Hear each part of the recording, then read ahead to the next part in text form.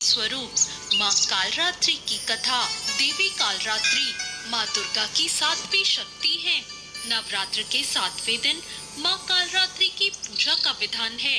देवी कालरात्रि को काली, महाकाली, भद्रकाली, भैरवी, रुद्रणी, चामुंडा, चंडी और दुर्गा जैसे नामों से जाना जाता है। माँ कालरात्रि की उपासना करने से नकारात्मक ऊर्जाओं का नाश होता है। ऐसा कहा जाता है कि देवी कालरात्रि का नाम लेने से ही राक्षस, भूत, प्रेत और पिशाच पलायन कर जाते हैं। माँ कालरात्रि की उपासना करने से ग्रह बाधा से भी छुटकारा मिलता है। माँ की आराधना करना भक्तों को शुभ फल देता है, इसलिए इन्हें शुभंकरी भी कहा जाता है। माँ कालरात्रि माँ दुर्गा के 9वें स्वरूप में 7वीं शक्ति है। इनका रंग कृष्ण वर्ण का है और उन्हें काला रंग अत्यंत प्रिय है। इसी कारण उन्हें कालरात्रि कहा जाता है।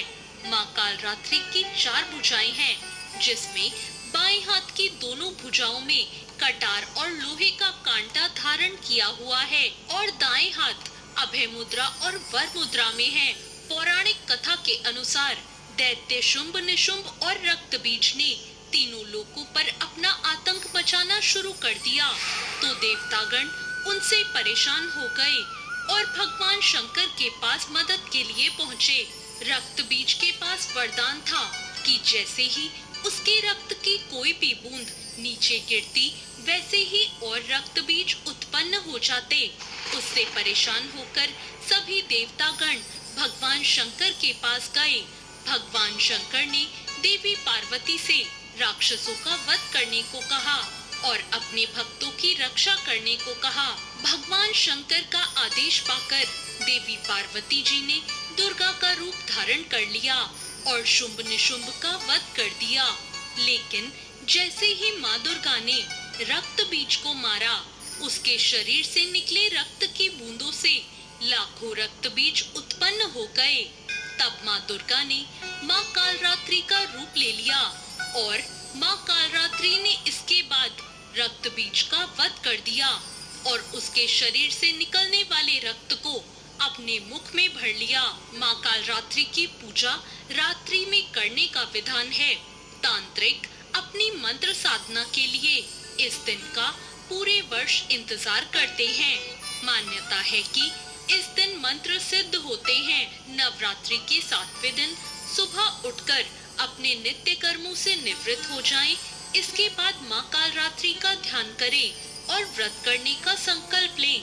फिर माँ कालरात्रि की मूर्ति की स्थापना करें और चौकी पर लाल वस्त्र बिछाएं और उसके बाद मूर्ति या तस्वीर स्थापित करें। इसके बाद माँ को गंगा जल से स्नान कराएं और उन्हें अक्षत, धूप, रात रानी के फूल, रोली, चंदन, कुमकुम आदि अर्पित करें। साथ ही माँ कालरात्रि के मंत्रों का जाप करें। माँ को भोग में पान और सुपारी चढ़ाएं। इस दिन माँ की पूजा करते समय उन्हें गुड़ का भोग लगाएं। माँ कालरात्रि को गुड़ बेहद प्रिय है।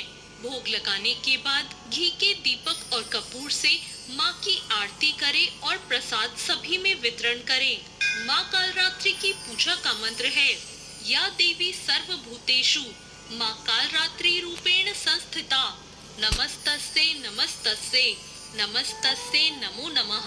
दूसरा मंत्र ओम कालरात्रि देव्ये नमः और तीसरा मंत्र ओम ऐं ह्रीं क्लीं चामुंडाय विद्महे।